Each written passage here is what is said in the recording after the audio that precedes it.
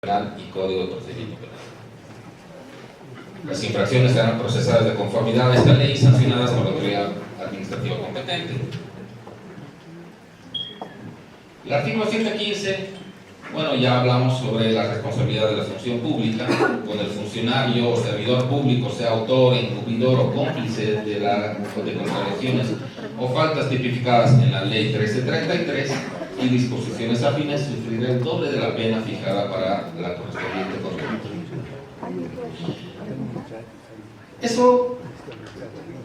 Esta parte que se acaba de indicar está relacionada a lo que son los delitos ambientales como la parte punitiva. Pero hablemos respecto al procedimiento administrativo sancionatorio.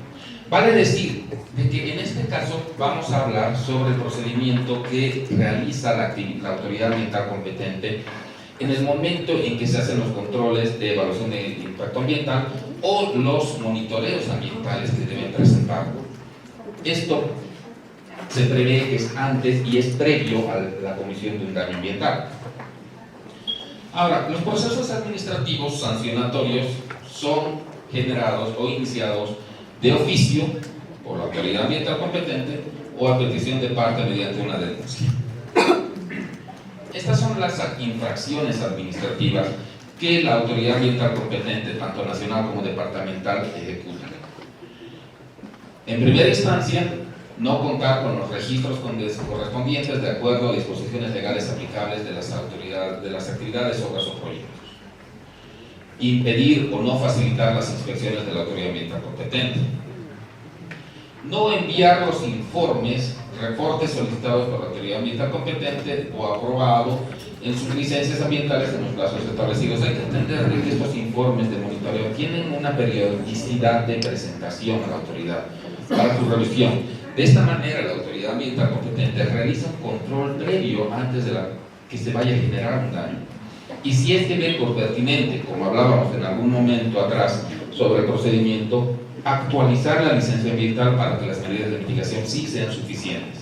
Si es que el representante legal, obviamente, no presenta la documentación, es muy difícil para la autoridad ambiental competente establecer o indicar nuevas medidas de mitigación. Por eso está considerado como una infracción meramente administrativa. El inciso D, no cumplir con resoluciones administrativas de la autoridad ambiental competente en la que se instruya la presentación de información sobre la actividad, obra o proyecto. No presentar las aclaraciones, complementaciones o enmiendas en los procesos de evaluación de impacto ambiental, control de calidad ambiental en los plazos establecidos por el organismo sectorial competente, el gobierno municipal o la autoridad ambiental competente. No comunicar a la autoridad ambiental competente la suspensión o cierre de una actividad, obra o proyecto. En esta segunda etapa ya estas infracciones son administrativas ya con un impacto ambiental. Las anteriores eran de carácter administrativo únicamente, la presentación de documentos, etc. Pero ya cuando estas infracciones conllevan un impacto ambiental que no está previsto, la normativa, mediante el decreto supremo 28.592, establece cuáles son. Iniciar una actividad o implementar una AOP sin contar con una licencia ambiental vigente correspondiente. Ya es una infracción de impacto ambiental el iniciar una actividad. Esto va en concordancia con lo que nos indica la misma ley, de que todas las actividades deben contar con una licencia ambiental previa a la ejecución y operación de la misma, de la actividad.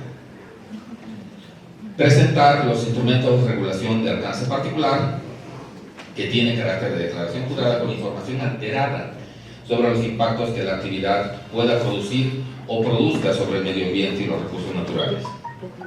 De esta manera, si es que el representante legal, con una mala intención o por no elaborar un documento mucho más grande o simplemente por conseguir una licencia ambiental, si es que adultera este instrumento de regulación de alcance particular, es considerado una infracción administrativa de impacto ambiental, tiene su sanción. Presentar manifiestos ambientales fuera del plazo establecido para el efecto, no cumplir con las resoluciones administrativas que emita la autoridad competente en las que se incluyen medidas de mitigación o rehabilitación, alterar, ampliar o modificar una actividad sin cumplir con el procedimiento de evaluación de impacto ambiental y no implementar el plan de abandono y rehabilitación previamente aprobado por la autoridad competente. el incumplimiento a la aplicación de las medidas correctivas de mitigación posteriores a las inspecciones y plazos concedidos para su regulación en el marco del dispuesto en el artículo 97 y 98 de la Ley de Medio Ambiente, no implementar las medidas de mitigación aprobadas en el PPM y el plan de adecuación de acuerdo con el respectivo plan de aplicación y seguimiento ambiental, cuando el representante legal de la actividad no informe a la autoridad competente de impactos ambientales no previstos en su licencia ambiental que puedan afectar al medio ambiente, no cumplir con los condicionamientos ambientales instituidos por la autoridad competente determinados en inspección, no comunicar a la autoridad competente en el plazo máximo de 48 horas cuando incurriese cualquier accidente o incidente en materia ambiental. Una vez de que si se ha determinado, si la autoridad ambiental competente ha determinado cualquiera de estas causales de infracción, las sanciones administrativas van desde multas, suspensión de actividades, denegación de la licencia ambiental o revocatoria de la licencia ambiental. Estos son dos momentos. Este primero, cuando la autoridad ha detectado de que, por ejemplo, ha falseado la información de la presentación para la tramitación de la licencia ambiental. En este caso, una sanción no le van a otorgar la licencia ambiental correspondiente. Y si es que ha cometido una infracción ambiental de impacto ambiental el representante legal, ya con una licencia ambiental, vale decir, si es que, por ejemplo, ha iniciado actividades que estaban fuera de la licencia ambiental, no ha comunicado sobre un accidente o incidente que podría haber ocasionado o que ha ocasionado un daño ambiental, la sanción es la licencia ambiental, la revocatoria de la licencia ambiental. Obviamente, la ley misma y el procedimiento establece de que van casados la multa con alguna de estas. Como conocemos, el procedimiento administrativo conlleva los recursos de impugnación, el de revocatoria y el jerárquico. Antes de concluir, haciendo un resumen tal vez ya en la vida real y en la práctica de qué es lo que ocurre respecto a lo que es daño ambiental, es importante hablar de los sucesos que están ocurriendo o que han ocurrido que muchos conocemos, por ejemplo en La Paz, respecto al deslizamiento de los rellenos sanitarios. Esto básicamente, como autoridad ambiental competente, se ha determinado de que no se han medido, no se han ejecutado los planes de mitigación que hemos indicado en la presentación. A partir del deslizamiento ya no se considera un impacto ambiental. Eso ya va a conllevar y conlleva un daño ambiental porque ha afectado o puede afectar, ha afectado los niveles de cauce de aguas, el suelo en sí. Entonces, a partir de eso ya podemos ver en la práctica la diferencia de lo que es un impacto ambiental y el daño ambiental. La remediación de este suceso va a ser medido a través de un instrumento que es la auditoría ambiental que la Autoridad Ambiental Competente Nacional ha determinado. La auditoría ambiental nos va a dar los resultados de cuánto daño ha habido por este suceso, cuánto daño ha habido al contaminar el curso de agua al cual han llegado los residuos sólidos. Inclusive, como todos conocemos, son dos sucesos. Uno es el deslizamiento, digamos el grande, por el rebase de las celdas, y el segundo por el derrame de lixiviados que ha habido de los líquidos que producen los residuos sólidos a los cursos de agua. Ese ya es un daño ambiental evidente. La contaminación inclusive está tipificado como un delito ambiental. Sabemos que los delitos ambientales no necesariamente es por responsabilidad, por dolo, puede ser por culpa. En este caso, el representante legal, al no tomar las previsiones necesarias que están establecidas en la misma normativa, ha llegado a tener culpa sobre este suceso y podría configurarse en un delito ambiental. La auditoría ambiental en este aspecto va a determinar y determina justamente estos extremos que nosotros ya como parte legal nos corresponde establecer cuáles van a ser las responsabilidades al margen del resarcimiento y obviamente tratar de lograr una reparación ambiental del lugar donde ha ocurrido este suceso. Esto lo dejo como ejemplo de que existen actividades que, si bien han comenzado con una licencia ambiental, han habido monitoreos de impacto ambiental, pero pese a los monitoreos, pese a las medidas de mitigación, el mal manejo puede ocasionar un daño ambiental, que sabemos que por lo general los daños ambientales no se pueden remediar al estado anterior de cómo ha ocurrido la situación. Con esto concluyo, les agradezco mucho.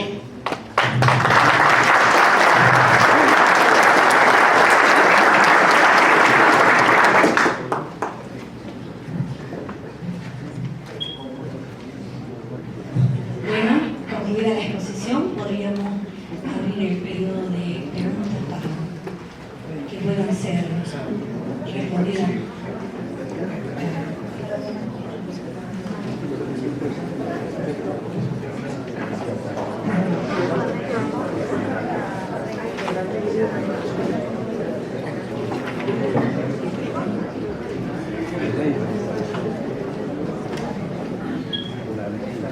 Ya vamos a pasar directo para que vaya viendo.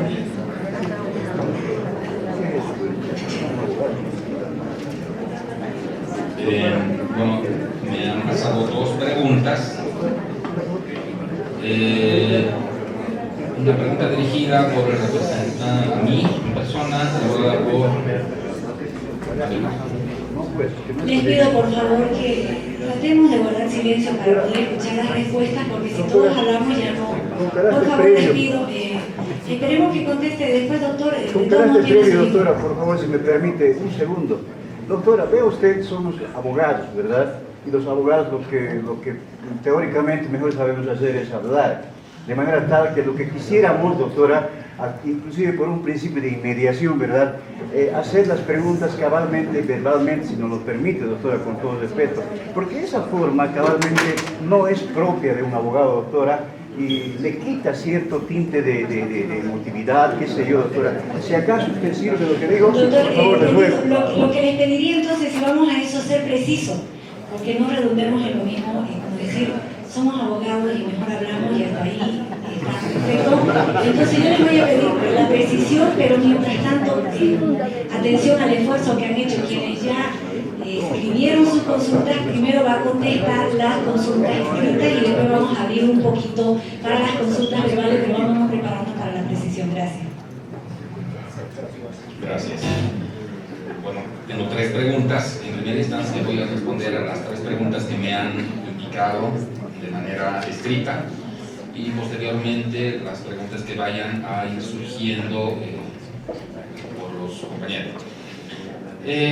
La primera indica cuántas denuncias por contaminación se tramitan durante el año aproximadamente en el Ministerio.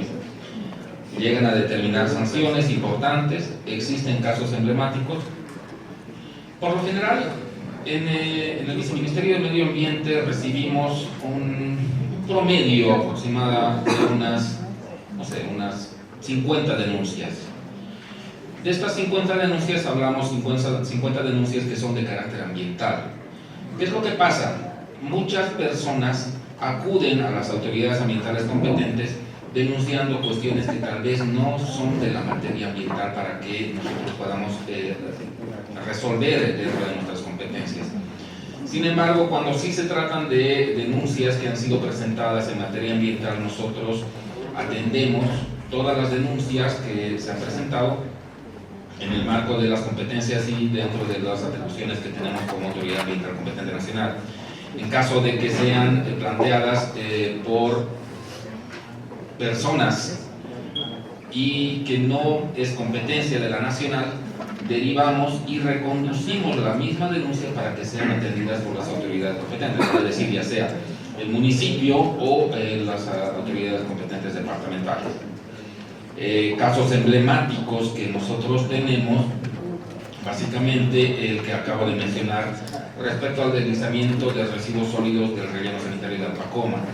Al margen de que ha sido de conocimiento público, hemos recibido las denuncias tanto de los pobladores aledaños a la zona, y obviamente hemos atendido y estamos tramitando y hemos establecido la auditoría ambiental correspondiente para poder determinar el impacto y el daño ambiental ocasionado. En segunda instancia, bueno, tenemos otra pregunta que indica cuáles son los bienes denominados recursos naturales sujetos de tutela. Y bueno, son dos preguntas: ¿qué mecanismos técnicas deben utilizar las autoridades competentes para su protección? Los bienes, los recursos naturales sujetos de tutela en este aspecto es básicamente tanto la vida, la fauna, la biodiversidad, los recursos de aire, agua, el mismo suelo. Todo lo que conforma el ecosistema o el medio ambiente es bien jurídico tutelado. Por lo tanto, la Ley 1333 y los reglamentos, los decretos supremos que han ido emergiendo a partir de los reglamentos, tienden a proteger estos recursos naturales. ¿Qué mecanismos y técnicas deben utilizar las autoridades competentes para su protección? Bueno, hemos explicado en la presentación de que existe el procedimiento administrativo para poder determinar cuando no se cumple con la normativa. Vale decir de que para emitir una licencia ambiental, la autoridad ambiental competente solicita al representante legal de la actividad, obra o proyecto la elaboración de instrumentos de regulación de alcance particular. Estos instrumentos de regulación de alcance particular van desde manifiestos ambientales, van desde evaluación de impacto ambiental, van inclusive se considera la auditoría ambiental. Estos instrumentos miden el impacto ambiental que va a ocasionar la actividad y la forma de mitigación. ¿Cómo se va a mitigar? Por ejemplo, la construcción de un camino se mitigará viendo de que si existe una determinada fauna en el lugar, ver la forma de poder migrar esa fauna a otro lugar para que no exista un daño ambiental. O inclusive previendo de que la construcción del camino no vaya a afectar cursos de agua en su contaminación dentro de los límites permisibles. Otra pregunta que tengo acá: ¿qué criterios debe aplicarse para determinar la responsabilidad penal y administrativa cuando el daño ambiental afecta a una comunidad? Por ejemplo, el agua potable. Bueno, esta es una pregunta un poco complicada porque si bien existe el reglamento en materia de contaminación hídrica, este reglamento establece los límites permisibles para los cuales la actividad o proyecto va a poder utilizar el recurso agua sin que sea considerado como una contaminación. Si se sobrepasan estos límites permisibles, si es que en la medida de la ejecución de la actividad, obra o proyecto se ve que han sobrepasado los límites permisibles, ya se van a activar los mecanismos tanto administrativos de sanción, y si es que obviamente sobrepasa el límite permisible, va a ser considerado un delito ambiental por contaminación del recurso agua, que ya lo hemos visto en las presentaciones, es considerado como delito.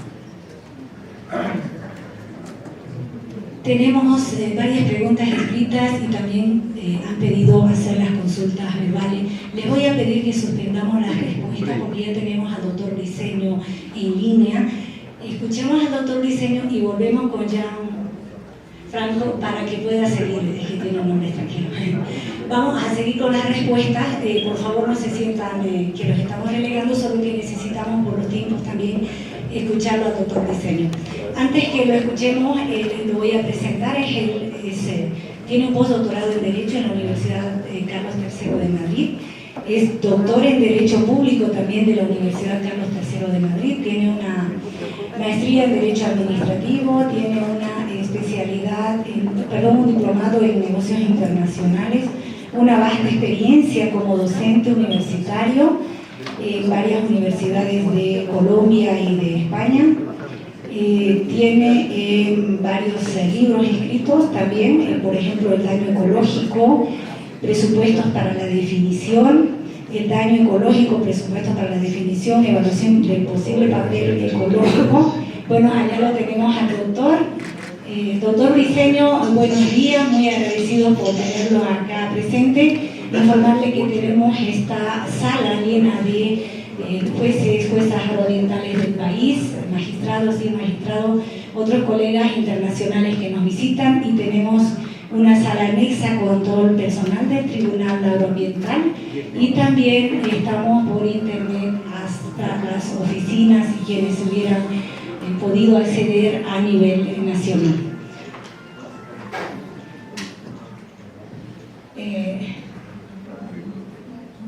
Buenos días. ¿Cómo está, doctor? Tiene la palabra. Gracias.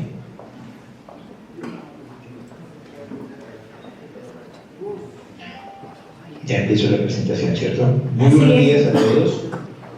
En primer lugar, deseo agradecer a la señora presidenta del Tribunal Agroambiental de Bolivia. Infortunadamente, en esta ocasión no puedo estar acompañándolos allá. Tengo una situación bastante delicada familiar que le he puesto en conocimiento de las autoridades. Siempre para mí es grato dirigirme a ustedes. He tenido la oportunidad de estar en Sucre, hermosa ciudad, que me trae muy buenos recuerdos y que me ha acogido muy bien, y he conocido su bello país completamente. Quiero también saludar a todas las autoridades que se encuentran presentes, a todos los expositores y todas las personas que han acudido a este importante evento. La ponencia que yo tengo en el día de hoy se titula Acciones judiciales frente al daño ambiental, una perspectiva constitucional y del daño ambiental de lo que estamos viendo en Colombia. Esto tiene una connotación muy importante, sabiendo que ustedes tienen un tribunal agroambiental, y en Colombia se ha promovido por personas como yo la creación de tribunales ambientales con el objetivo de poder tener un conocimiento y además un manejo mucho más preciso de toda la cuestión ambiental. En las épocas recientes en Colombia estamos viendo una gran controversia con una serie de acciones dirigidas a la protección del ambiente.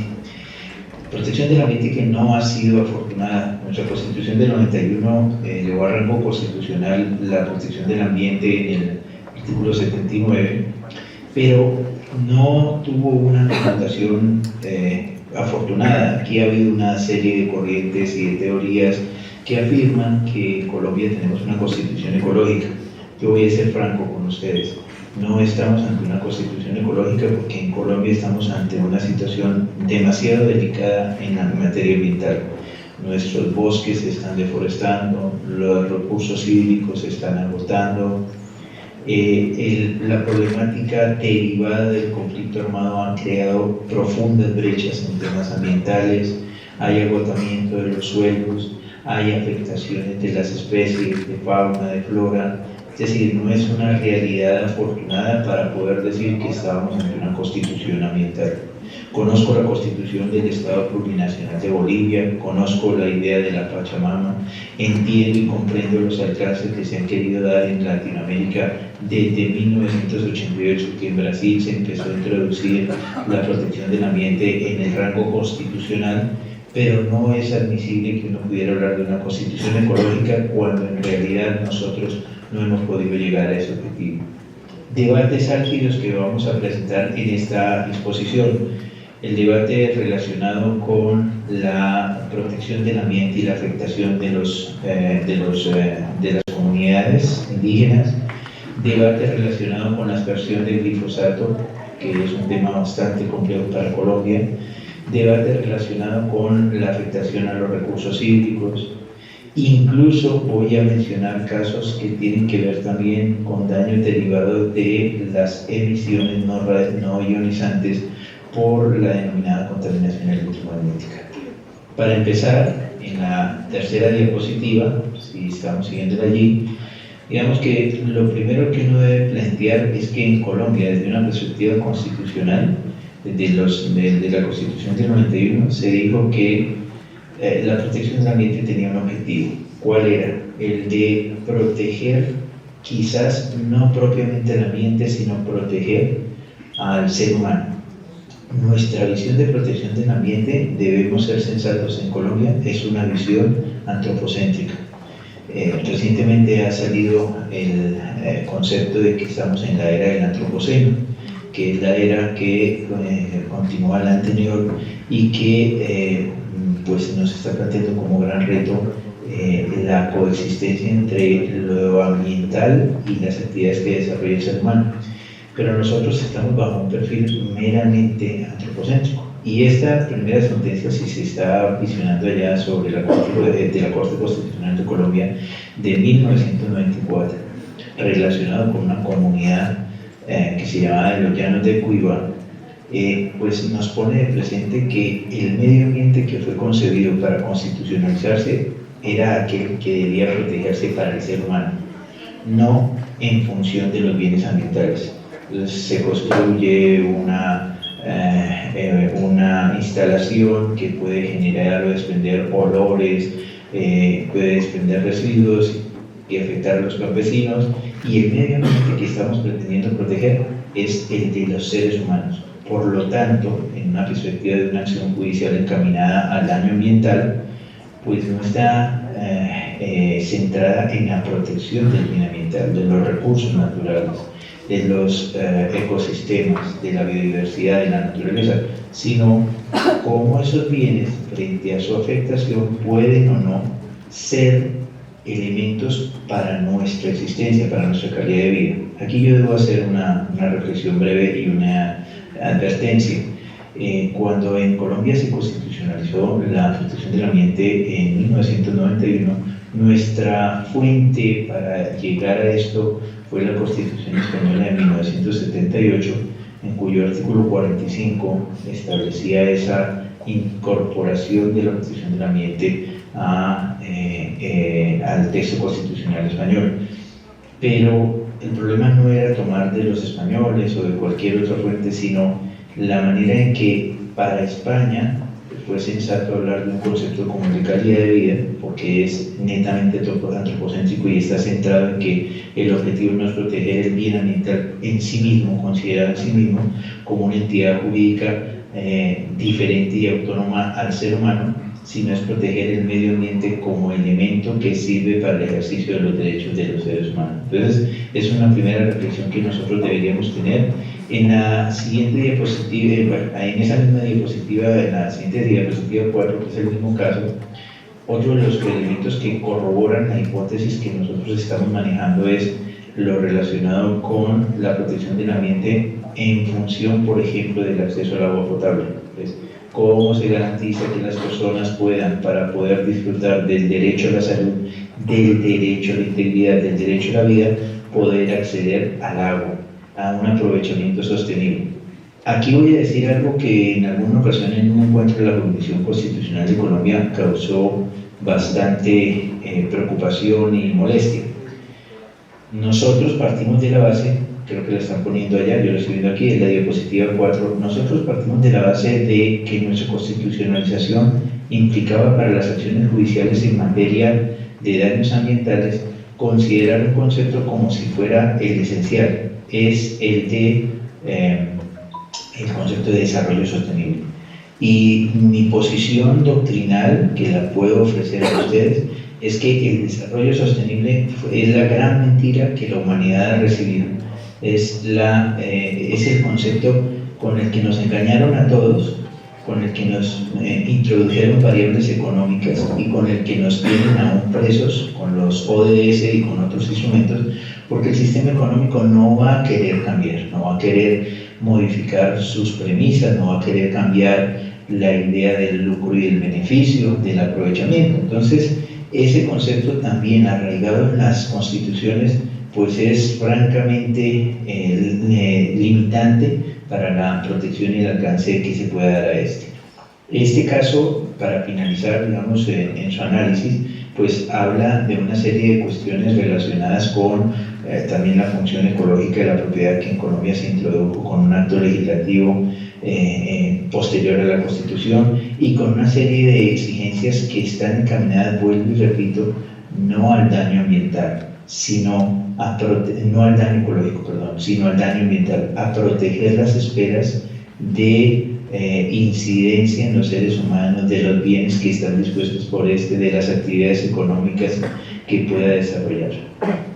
En la diapositiva número 8, nosotros tenemos un segundo caso que es bastante interesante y emblemático para Colombia. además ha tenido una larga historia este caso. Debo mencionarlo que mi condición hace unos 6 meses en la que venía estando como magistrado auxiliar del Consejo de Estado de Colombia, tuve la oportunidad de trabajar este caso en el marco de la jurisdicción contenciosa administrativa. Los hechos son del año 96, en febrero del año 96, en las costas del Pacífico de Colombia, cerca de Ecuador, en donde se produce un vertimiento accidental de hidrocarburos con ocasión de una desconexión de un petrolero que estaba cargando petróleo en ese momento en el puerto de Tumaco. Este caso ha tenido, desde esta sentencia que la estoy señalando, sí, la tenemos, espero la 8, para mí aquí marca la 8, de pronto les estoy viendo aquí, que estamos en una anterior, sí, ya está ahí, perfecto, estamos en la 8. Este caso ha tenido toda una larga estela, desde esta sentencia de tutela 574 del 96, hasta, como les digo, la más reciente, que fue en el 2018, que nosotros, haciendo parte del Consejo de Estado, sacamos con relación a los mismos hechos. ¿Qué ocurre? El vertimiento se produce cerca de 5.000 barriles, fueron vertidos accidentalmente en lo que se llama la ensenada de Tumaco. Eso fue en la noche, 6 de la noche, y esos 5.000 barriles tuvieron un desplazamiento a diferentes zonas. Solo vinieron a contenerse hasta el día siguiente, entre las 8 de la mañana y las 11 de la mañana, que empezaron a tomarse todas las medidas y barreras correspondientes para este tipo de eventos. Los pescadores de la zona demandan la afectación que se produjo con ocasión de este vertimiento. Paradójicamente, las 3 instancias judiciales que existen en Colombia, Corte Constitucional, Corte Suprema de Justicia y Consejo de Estado, han sido discrepantes frente a la solución de este tipo de casos. Preguntarse, ¿hay daños ambientales y hay daños ecológicos? Sencillamente podría uno deducir rápidamente que sí, pero la Corte Constitucional en este caso específico le dio la razón diciendo que había una afectación que debía ser objeto de protección en atención, nuevamente una visión antropocéntrica, a que el ciudadano que demandaba por vía de la acción de tutela, pues debía ser objeto de una protección de su actividad económica, es decir, desde la perspectiva de su actividad económica, que había sido condicionada por la contaminación generada por el vertimiento de hidrocarburos. Sin embargo, en el año 2011, una sentencia de 16 de mayo, la Sala de Casación Civil de la Corte Suprema de Justicia, con base en los mismos hechos, negó la indemnización a las personas que demandaron, en este caso, a la empresa petrolera, ¿no?, que demandaron a Ecopetrol, la empresa petrolera estatal. Y les negó porque dijo que entendía que no había no se había demostrado el daño, y que incluso si se hubiese demostrado el daño tampoco se había demostrado el perjuicio, y que no había un alcance para poder ordenar una indemnización de los mismos. El Consejo de Estado, en varias sentencias, también ha negado, entendiendo que hay una ausencia de daño porque en realidad las actividades económicas no lograron ser demostradas fehacientemente. ¿Qué quiero plantearles con esto? Estas son acciones judiciales y este es un caso paradigmático porque se va a una vía de amparo, un recurso de amparo, en donde tutelan los derechos, luego se va a una vía ordinaria, una acción ordinaria de responsabilidad, donde niegan las pretensiones, y luego se va a una acción contenciosa, acción de reparación, donde nuevamente se niegan las pretensiones. Tenemos lecturas diferentes de las pruebas, tenemos lecturas diferentes de los conceptos, es diferente la tutela judicial que se da en las diferentes instancias respecto del daño ambiental y del daño ecológico. En mi criterio, quizás sí, pero el problema está en la forma en que entendemos qué es el daño ambiental y si la contaminación en sí misma es daño ambiental. Yo, personalmente, este caso lo asumí desde la perspectiva de generar una pedagogía. Nosotros no podemos asumir que la contaminación en sí misma constituye el daño y que puede derivar 2 manifestaciones de daño, el daño ambiental y el daño ecológico. La contaminación está presente hoy en día prácticamente en todas las actividades. Y si la premisa fuera que con ocasión de toda contaminación debería iniciarse una acción judicial para tutelar, para ordenar la indemnización por vía judicial ordinaria o para ordenar la indemnización por vía judicial contenciosa administrativa, pues el sistema estaría llamado simplemente a ser prohibitivo, porque no habría ninguna actividad que, defendiendo un fenómeno de contaminación, pudiese estar arbitrada o pudiese estar regulada para que se desplegara en prácticamente cualquier lugar del mundo. Lo que pasa es que a partir de la contaminación yo debo comprender como fenómeno material si ésta puede concretar o bien un daño ambiental, es decir, aquel que se produce como consecuencia de la contaminación y afecta a las esferas personales, patrimoniales, no patrimoniales, no morales de los individuos, o si afecta solamente como daño ecológico a los bienes ambientales, a los recursos naturales, a los ecosistemas, a la biodiversidad, a la naturaleza. Son dos definiciones, ¿no? Estas las estoy tomando para que ustedes sepan del libro de mi autoría que se titula Responsabilidad y Protección del Ambiente, que es un libro que yo publiqué en el año 2017 y que vengo trabajando, afortunadamente teniendo la idea de haber podido llevar un ejemplar de agradecimiento a la presidencia, a la presidenta de ustedes, pero espero poderlo hacer llegar en algún momento. Y esas dos definiciones nos plantean que si bien está presente la contaminación, no todo fenómeno de contaminación haría derivar la producción de un daño. ¿En qué momento podría entenderse? Entonces, para este caso, el vertido ocurre el 26 de febrero, transcurren ciertas horas hasta el 27 de febrero, cuando se aplican las medidas de contención. ¿Con qué prueba yo puedo determinar que se produjo o no el daño ambiental? ¿Hay un fenómeno de contaminación? Sin lugar a dudas, eso está demostrado. Porque se produjo el vertido, porque el vertido cayó sobre las aguas del Pacífico, porque el vertido, por razón de las corrientes marinas, se desplazó a ciertas zonas. Pero ya pensar que este tuvo incidencia, por ejemplo, en lo que eran los peces y lo que eran los recursos hídricos de la zona de los cuales se proveían los pescadores, pues eso requería de otras exigencias para poder demostrar tanto el daño ambiental como el daño ecológico. Quizás quienes demandaron tanto en la jurisdicción ordinaria como, les reitero, en la Corte Suprema de Justicia como ante el Consejo de Estado, olvidaron reclamar el daño ecológico y eso pues habría dado otra perspectiva en el análisis, porque el daño ambiental como tal potencialmente podía no estar demostrado, pero el daño ecológico sí, y ese daño ecológico estaba constituido a partir de las afectaciones que ya se hacían visibles tanto en la parte superficial como en las diferentes especies que pudieran haber resultado afectadas en la zona. Aquí hago otra advertencia. En Colombia el modelo de las acciones judiciales todavía no permite entender cómo puedo reclamar el daño ecológico. Yo puedo reclamar el daño ambiental, porque además tiene un sujeto determinado, puede ejercerse a través o por medio de acciones como la ordinaria de responsabilidad civil, consagrada en nuestro Código Civil, artículo 2341, lo puede hacer usted por la vía contenciosa administrativa con el medio de control de reparación directa, incluso lo puede hacer por una class action, que es una acción de grupo, consagrada en la ley 472 del 98, etcétera, etcétera, pero el daño ecológico como tal no tiene aún un reconocimiento o un instrumento adecuado, porque el gran problema, y lo saben los señores magistrados que se encuentran presentes y quienes hacen parte de este evento, que la titularidad frente a ese daño ecológico pues no está plenamente establecida. ¿Quién es el titular? Todos, ¿no? La definición de un bien ambiental es un bien de uso común, es un bien de uso público, es un bien que puede ser apropiable.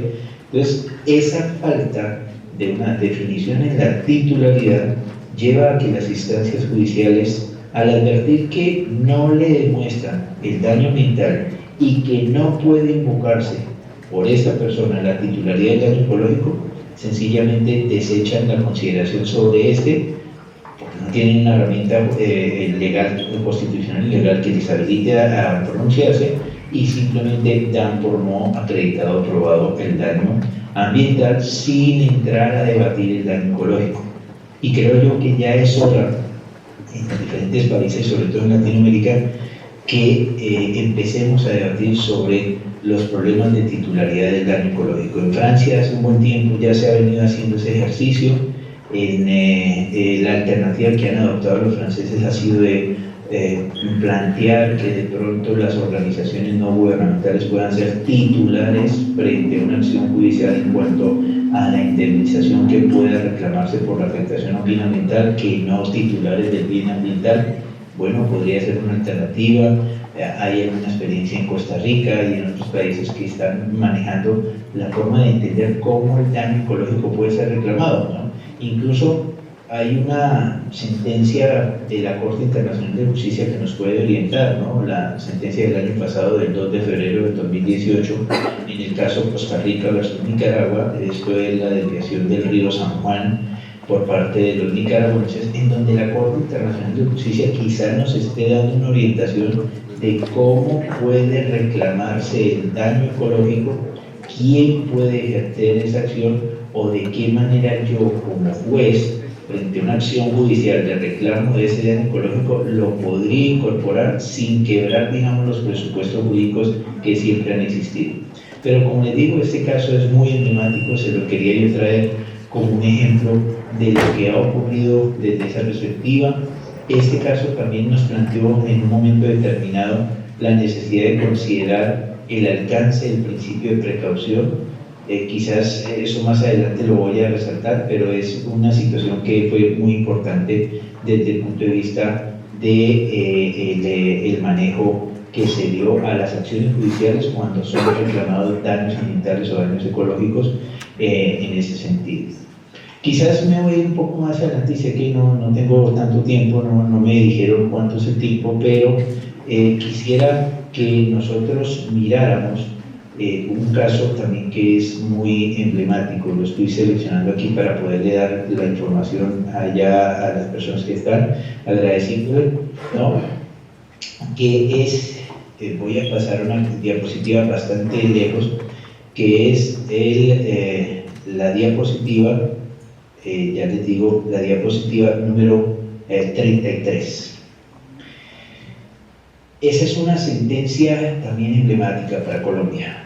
Esta sentencia, la T de tutela 622 de 2016, pues ha generado un quiebre desde la perspectiva de la consideración de los daños ambientales y de los daños ecológicos, nuevamente advirtiendo bajo un recurso constitucional de amparo de tutela. Los hechos es, hay un departamento en el noroccidente de Colombia que se denomina Chocó, en donde la actividad minera, tanto ancestral como la actividad minera ilegal, como la actividad minera legal, han venido produciendo unas profundas transformaciones y brechas a lo largo del tiempo. En la actualidad eso sigue existiendo, pero en esta sentencia se analizó cómo desde hace más de 50 años se viene generando un fenómeno bastante gravoso, ¿no? Que ha afectado el río Atrato, un río de los más caudalosos de Colombia, un río que además incluso ha sido pensado para ser una especie de canal interoceánico y que ha sido objeto de todas las manifestaciones de explotación minera en la zona. Se sabe que en la zona hay un potencial minero de oro muy grande y allí tenemos intereses de todo tipo. La sentencia, ¿por qué es esencial? Tres aspectos nos plantean señalarla. Primero, porque es una sentencia en la que se dice que un río es un sujeto de derechos, eleva la entidad jurídica. Quizás aquí va a haber discusiones, pero no creo tener todo el tiempo para plantearla. El río como sujeto de derechos, pues puede no ser reprochable, pero no quisiera yo centrarme en si lo es o no.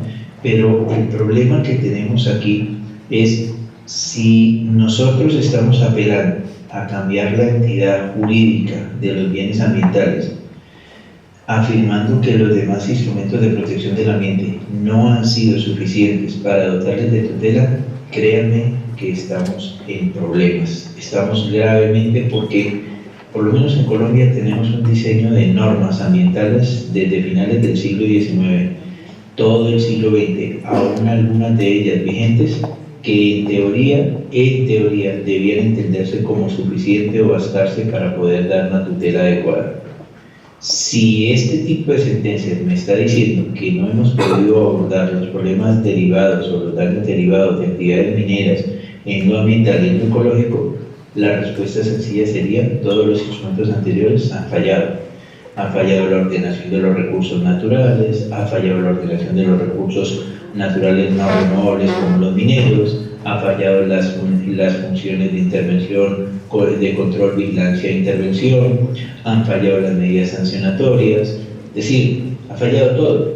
Y si ha fallado todo y yo quiero revertir la situación a partir de un cambio en la consideración de la entidad jurídica de los bienes ambientales, personalmente, con el máximo respeto a esta sentencia, me parece que no es el camino adecuado. Porque los que somos abogados, quizás los que no son, pues nos han construido. Yo soy muy apegado a una tradición romanística, y entonces usted en la tradición romanística, pues usted cómo pretende cambiar 2000 años de construcción jurídica en donde hemos dicho que este tipo de bienes, sin perder la importancia y la relevancia, han sido definidos como cosas. Es decir, se entendieron, si ustedes van a Federico Fonsavigny, a otros, ¿quién es sujeto de derechos? Pues aquel que puede ser titular de derechos y deberes. Eso se corresponde con una tradición jurídica, por lo menos a nivel continental. Es decir, no podemos llegar a despropósitos de afirmar que son sujetos de derechos por la simple situación de que necesito protegerlo con mayor intensidad, o quizás con otra entidad jurídica que permita darle una tutela relevante. La realidad nos impone que después de esta sentencia, estamos hablando hace 3 años, hoy en día el río Atrato sigue con dificultades, sigue siendo objeto de una explotación bastante compleja, siguen generándose afectaciones por vertido de mercurio, de cromo, sigue habiendo problemas porque el lecho del río se utilizan dragas para hacer extracción, entonces hay cambio del curso del río, hay modificaciones morfológicas del mismo, hay cambio de las riberas, hay alteraciones en la sedimentación, en los flujos del río, etcétera, etcétera. Es decir, es tan complejo que el simple hecho de haber dicho que era un sujeto de derechos no ha solucionado nada.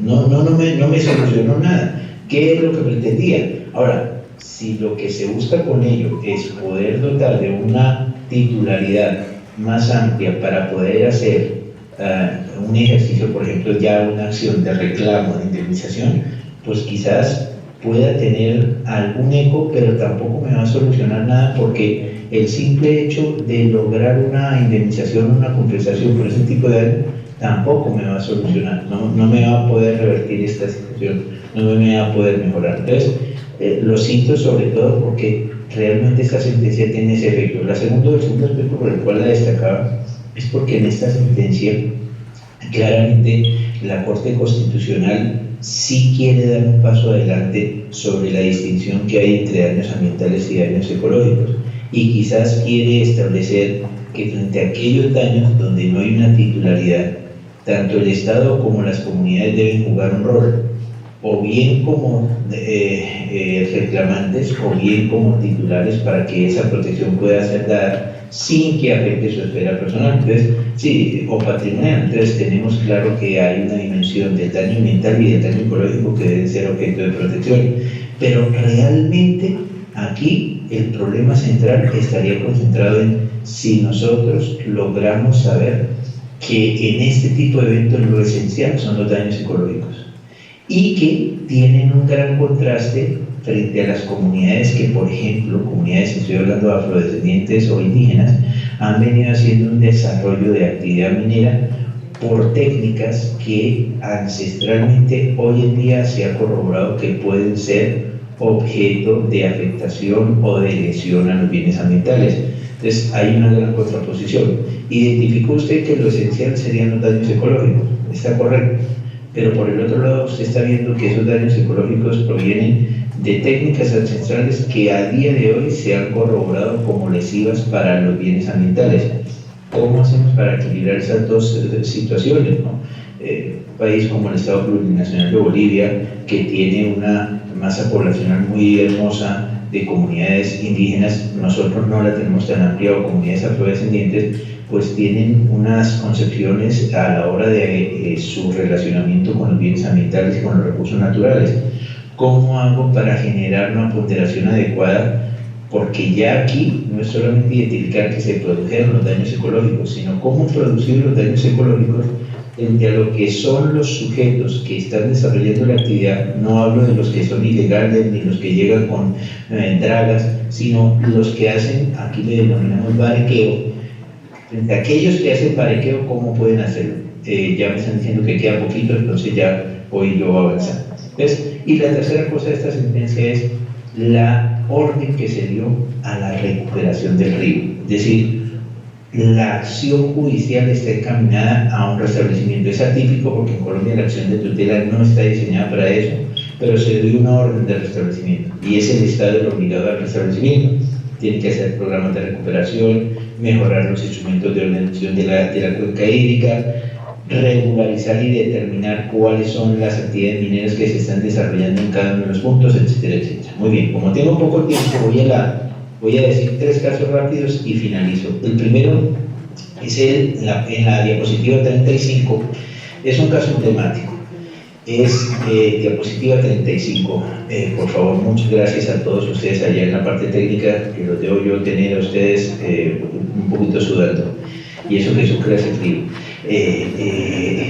La diapositiva 35 nos habla de un caso emblemático, se llama el caso del relleno sanitario Doña Juana en la ciudad de Bogotá. Es un caso que afectó en principio a 23.699 personas. Los botaderos de basura, rellenos sanitarios o como se quieran llamarse, son depósitos de basura, son un problema en prácticamente muchos de nuestros países latinoamericanos. La primera situación es porque en Latinoamérica todavía no hemos llegado a la transformación de los residuos sólidos urbanos, no hemos llegado a ese ejercicio que ya en otras latitudes están implementando. Tampoco hemos logrado el tema de la separación en la fuente y una educación muy amplia y difundida entre los ciudadanos para que logremos hacer un buen manejo de los residuos sólidos. Este caso, se lo digo 5 minutos, sí. Este caso solamente se plantea lo siguiente: a 23.000 personas se les produjo una afectación ambiental, un daño ambiental, y a las 23.000 se les reconoció la afectación en la esfera moral, es decir, por la incidencia que tuvieron los olores, las plagas, lo que fue la afectación desde el punto de vista de no poder disfrutar de su derecho de vivienda, del ejercicio de su derecho de vivienda, se les reconoció en 3 esferas, ¿no? En una esfera, los más cercanos les dieron una cantidad, a los que estaban en un nivel intermedio les dieron otra cantidad y a los del nivel más lejano les dieron una menor proporción. Este caso, en cierta medida, tiene una singularidad. Después de 23.000 personas, porque fue un ejercicio, una acción de grupo, fueron 650.000 personas las que se hicieron reconocer como reclamantes. Y es de los casos que representó mayor afectación. En términos específicos, costó $100 millones, o ha costado $100 millones para el Estado colombiano. En los 2 últimos minutos tengo la diapositiva, por favor, si podemos pasar a la diapositiva número 44. Y con ese voy a finalizar. Este es el caso Cerro Matoso. Este es un caso muy importante, reciente. Es la sentencia de la 133 del 2017.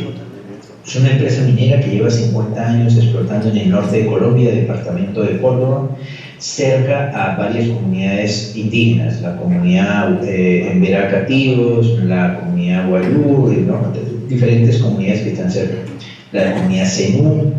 Y ellos allí pues llevan explotando, al parecer con licencia y con toda una serie de requisitos, pero generando todas unas afectaciones, entonces daños ambientales, daños ecológicos, modificaciones en los espacios, y pues esta sentencia llega a determinar que sí se venía produciendo desde hace más de 50 años todos estos fenómenos dañosos. Infortunadamente esta sentencia fue demandada por nulidad ante la misma Corte Constitucional y en su parte resolutiva relacionada con la indemnización de perjuicios, que era excepcional, fue declarada nula. Yo creo que la Corte Constitucional le tuvo miedo a que se ordenara la indemnización, porque quizás en este caso podría salir más de 400 millones de dólares, porque en realidad son muchas las comunidades afectadas, muchos los daños ambientales, sobre todo por enfermedades que padecieron, por afectaciones a menores de edad, por daños que se produjeron en la salud y bienestar de las personas, en la integridad, ¿no? Incluso se disminuyó lo que fue el índice de vida, etcétera, etcétera. Entonces, es eso. Y el último, y con ese cierro, es el caso, no está ahí, pero el último que le cierro de este caso es lo relacionado con los casos del glifosato. El caso del glifosato en Colombia es delicado. Hay una serie de sentencias en el Consejo de Estado, solamente señalo una, es la sentencia de 20 de febrero del 2014.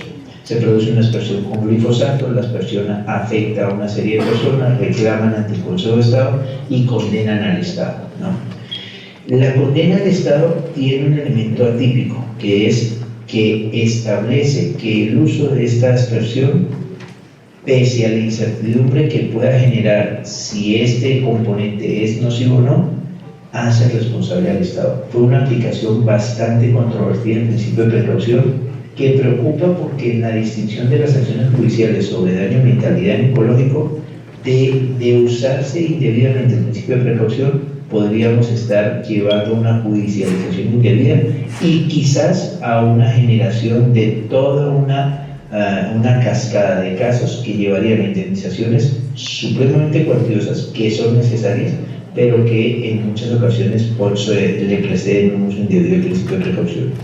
A la presidenta del Tribunal Agroambiental, a todas las autoridades y funcionarios, les agradezco mucho, espero haber sido útil en estos minutos que me ofrecieron.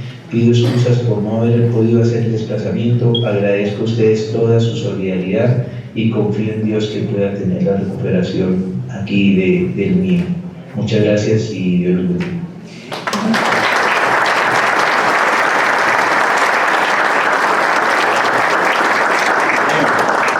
Doctor Briceño, de verdad también todos acá confiamos en que su situación, la situación de salud de su hijo pueda mejorar y podamos en alguna otra ocasión tenerlo por aquí.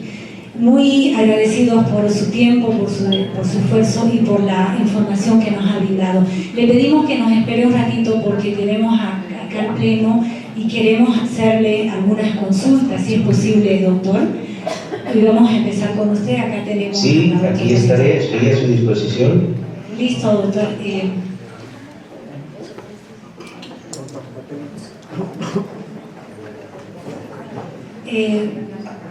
Por favor, doctor.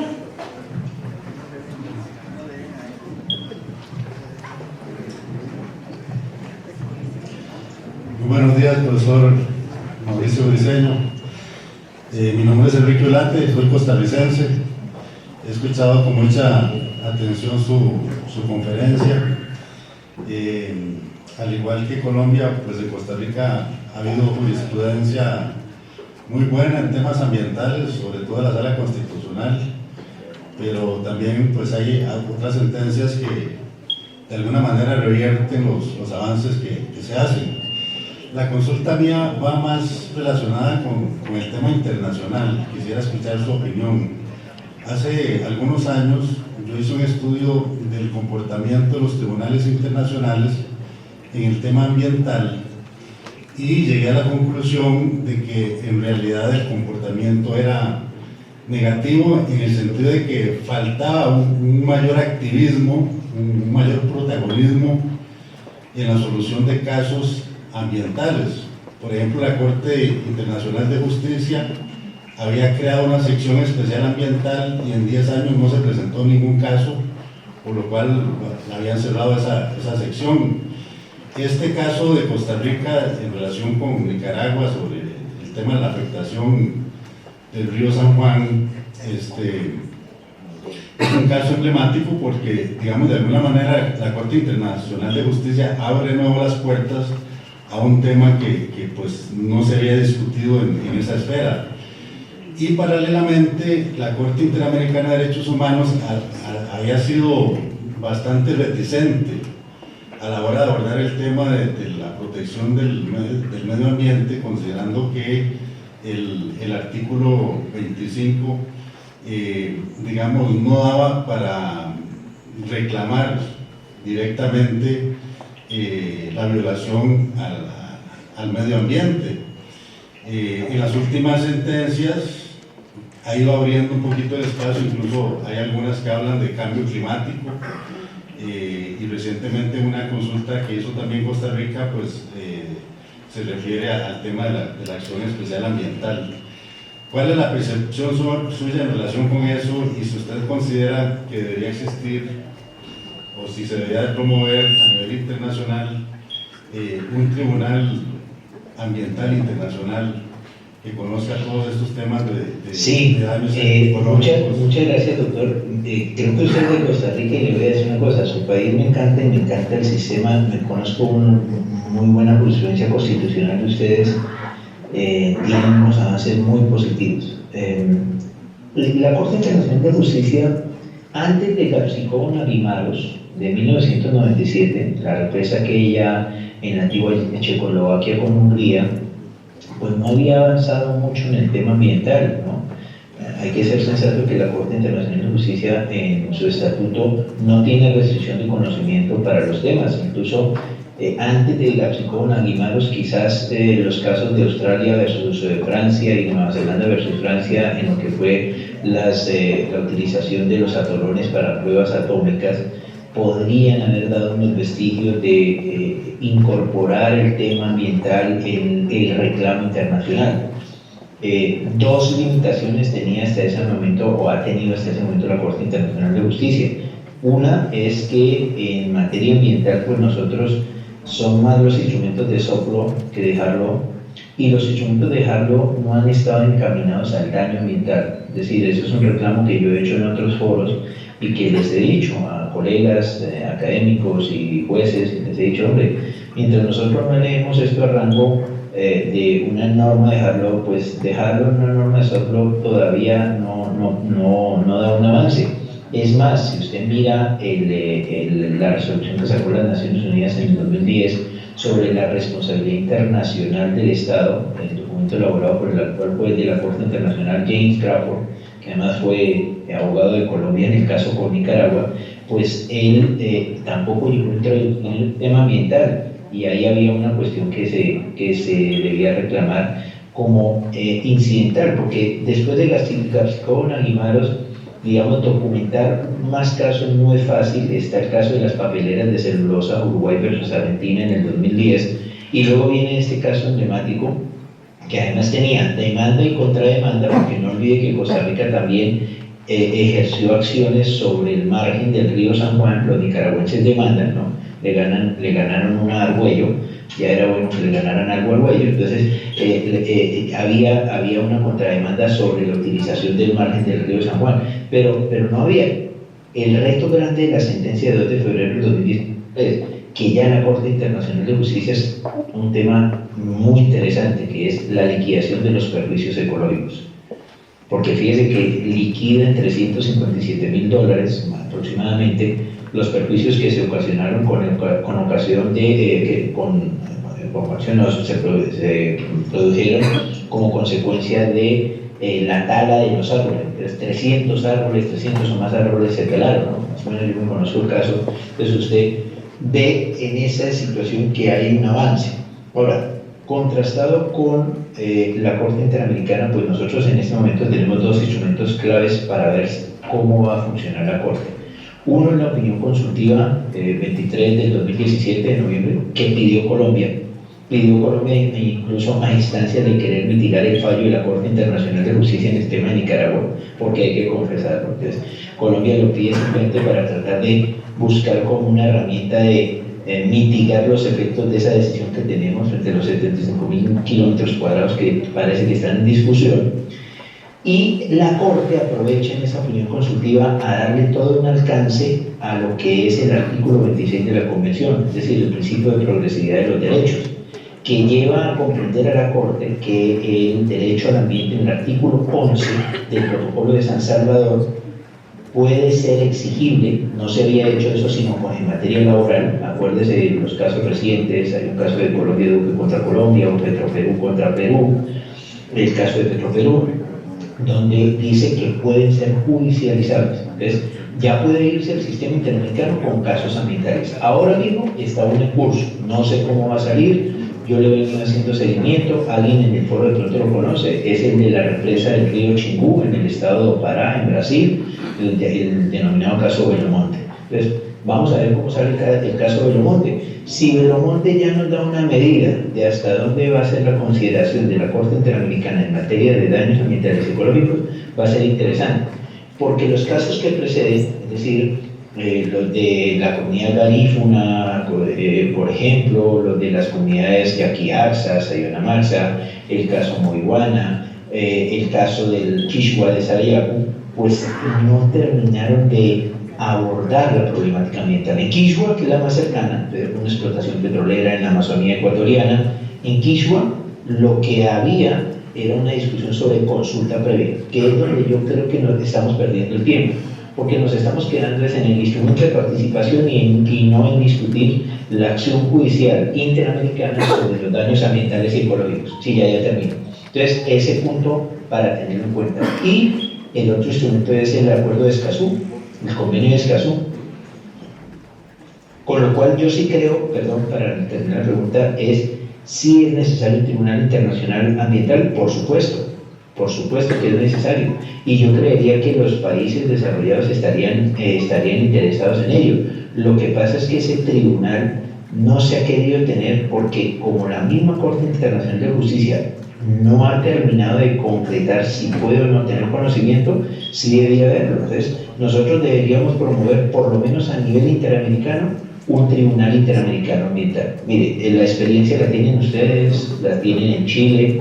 Aquí recientemente estuvo el magistrado Michael Hanke del Tribunal Ambiental de Chile, y realmente es muy interesante. Nosotros no tenemos una jurisdicción ambiental, y no es que las demás jurisdicciones no lo conozcan, pero es necesaria una jurisdicción especializada con unas acciones o un diseño de acciones apropiadas para abordar los problemas del daño ambiental y el daño ecológico. Si lo lográramos hacer a partir del convenio de Escazú o de la opinión consultiva, sería interesante, o sería que la misma Corte Interamericana creara una sala especial, porque le voy a decir una cosa, por lo menos a nivel de Colombia tenemos conocimiento que en Washington hay por lo menos 125 casos llevados de temas ambientales.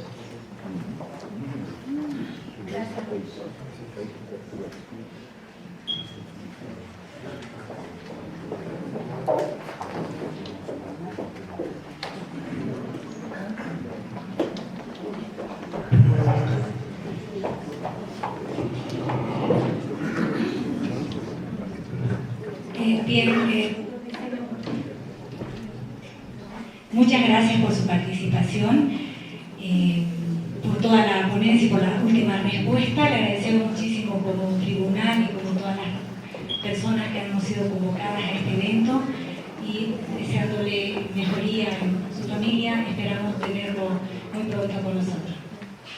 Muchas gracias, señora presidenta, y un gran abrazo a todos.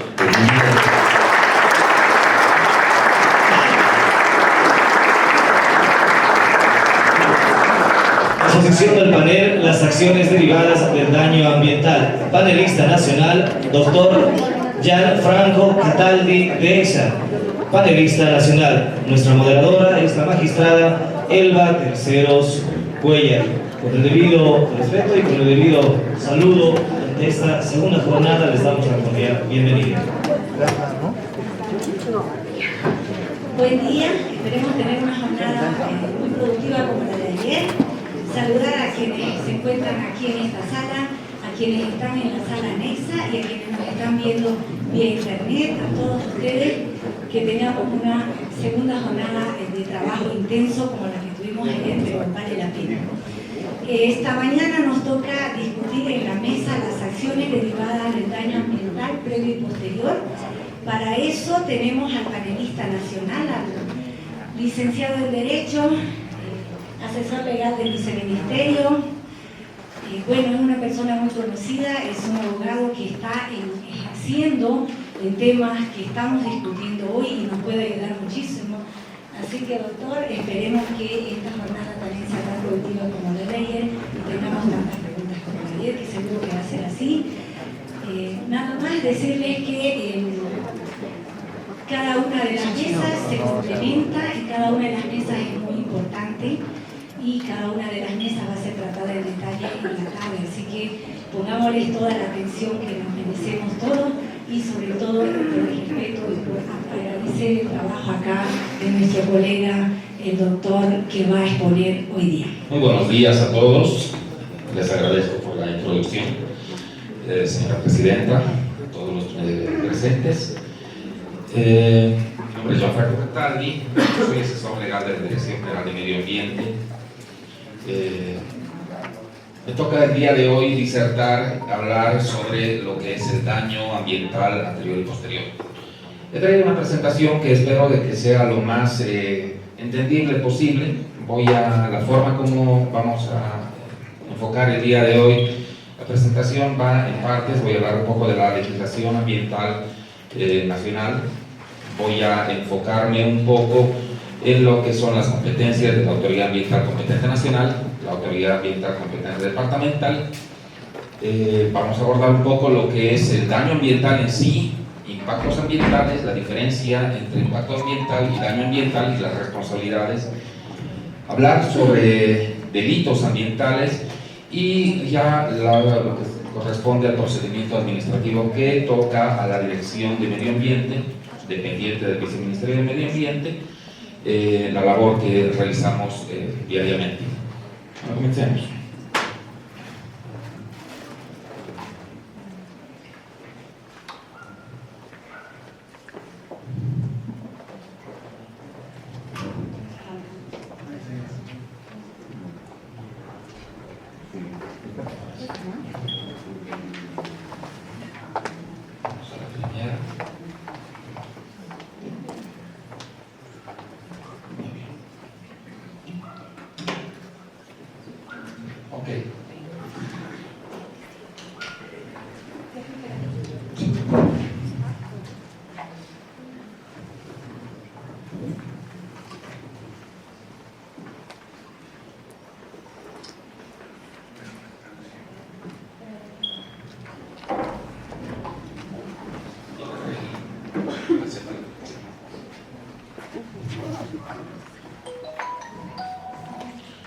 Bueno, como les indicaba, vamos a hablar sobre la legislación ambiental, acciones derivadas del daño ambiental emergente y posterior.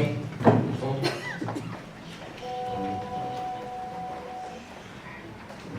La siguiente. Hablemos del marco legal ambiental. Nuestro marco legal ambiental, como todos conocemos, nace desde la Constitución Política del Estado, la Constitución del año 2009, que ya recoge todos los preceptos y los principios legales que han sido indicados en la Ley 1333. Bajamos a la Ley 1333, que desde el año 92, del 27 de abril, y de la Ley 1333 se desprenden los reglamentos ambientales, que en su momento fueron promulgados en un número de 6, y las modificaciones que han sufrido estos reglamentos, en especial el Reglamento de Prevención y Control Ambiental. Siguiente, por favor. Vamos por partes. Hablamos de la Constitución Política del Estado. La nueva Constitución Política del Estado del año 2009 ya hace una referencia a que todas las personas tienen derecho a un medio ambiente saludable, protegido y equilibrado. Ya hacen esa referencia y esa protección a nivel constitucional de que todos nosotros debemos gozar de este medio ambiente protegido.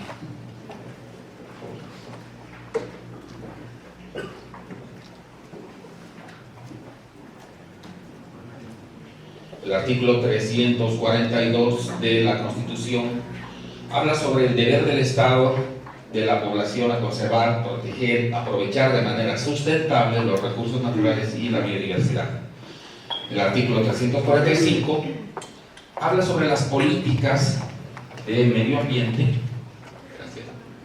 de la evaluación de impacto ambiental y control de calidad ambiental de manera transversal.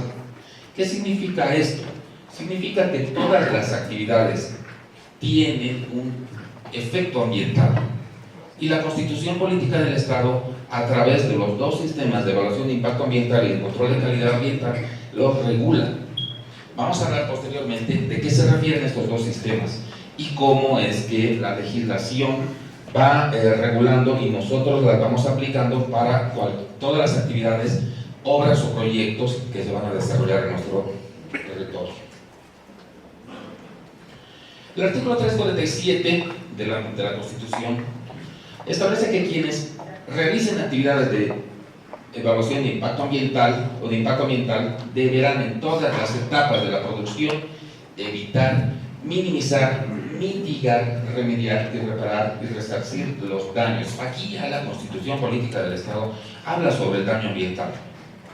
Entonces, ya regula, da un marco legal general para que todas las actividades deban entrar dentro del control y la evaluación de impacto ambiental. Y también prevé el control de la salud de las personas, estableciendo medidas de seguridad necesarias para neutralizar los efectos posibles de los pasivos ambientales. La Ley de Medio Ambiente, la Ley 1333, los lineamientos importantes que han sido recogidos por la Constitución del 2009, sabemos que esta es del 92, protege y conserva el medio ambiente y los recursos naturales, regula las acciones del hombre con relación a la naturaleza, promueve el desarrollo sostenible. En esta normativa, que es del 92, se habla sobre el concepto de desarrollo sostenible. Sabemos que la nueva tendencia es hablar sobre desarrollo sustentable, que ya en la Constitución Política del Estado es especificado así. Reconoce al medio ambiente y los recursos naturales como patrimonio de la nación. Esto es muy importante, toda vez de que ya los recursos naturales, y ha sido refrendado también por la Ley 300, reconoce que son sujetos de derecho y de protección. A partir de la Ley 1333 del año 92, fue promulgado el Decreto Supremo 24176. Esto es el año 96. Mediante este decreto han sido promulgados y aprobados 6 reglamentos. El Reglamento General de Gestión Ambiental, que da los lineamientos generales para los cuales las autoridades ambientales competentes van a establecer y desarrollar los procedimientos para el licenciamiento ambiental correspondiente. Posteriormente también el Reglamento de Prevención y Control Ambiental, donde ya establece plazos, requisitos, inclusive sanciones para todo el representante legal que vaya a iniciar una actividad. Reglamento en materia de contaminación hídrica, como su nombre indica, da el lineamiento y la protección ambiental sobre esta temática. Y básicamente este reglamento otorga y indica los límites permisibles para los cuales las actividades que desarrollen y que utilicen el elemento agua, y obviamente van a tener un impacto ambiental, da los lineamientos y los niveles o los permisibles que van a poder utilizar este recurso sin que se establezca como una contaminación ambiental. Asimismo, el reglamento en materia de contaminación atmosférica de la misma manera establece los límites permisibles para las emanaciones que vayan a ser vertidas a la atmósfera. El reglamento para actividades con sustancias peligrosas y el reglamento de gestión de residuos sólidos. Este último reglamento ha sido abrogado. Este reglamento ha sido abrogado mediante la formulación de la Ley 755, que es la Ley de Gestión de Residuos Sólidos, que actualmente ha sido aplicada. ¿Cuál es el marco institucional? El Decreto Supremo 29894, conocido como la DOE, nos indica, en su artículo 98, en el inciso D, al viceministerio como autoridad ambiental competente nacional. Da ya esa facultad, esa competencia para que el viceministerio, dependiente del Ministerio de Medio Ambiente, se constituye como autoridad ambiental competente nacional. ¿Cuáles son las competencias que nosotros como autoridad ambiental competente nacional tenemos? ¿Qué es lo que conocemos? Según el artículo 4 del Reglamento de Prevención y Control Ambiental, que lo indicaba hace un momento, indica o establece que la autoridad nacional, vale decir el viceministerio, tiene las siguientes competencias sobre las siguientes actividades sobre esos proyectos. Cuando esta actividad esté ubicada geográficamente en más de un departamento, nosotros tenemos competencia. La zona de posibles impactos pueda afectar a más de un departamento.